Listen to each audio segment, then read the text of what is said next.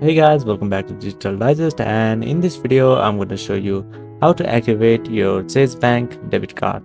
Alright, let's get started. So the first step is to go to Chase Bank official website.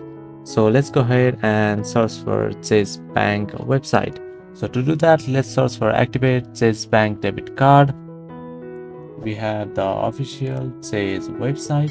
So what you have to do is open this website link on your browser. Then over here, we are redirected to this sort of interface, which is the Chase browser website. So here you have three options. Here you can choose any of these ways to activate your debit card.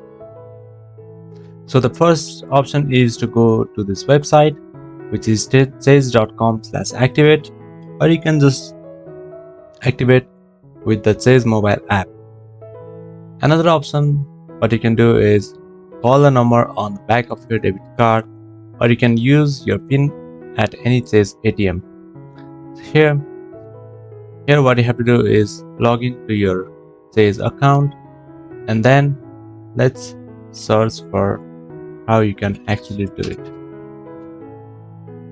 So let's go to Quora, and here you can see you can activate your Chase debit card online by visiting the website and logging to your account.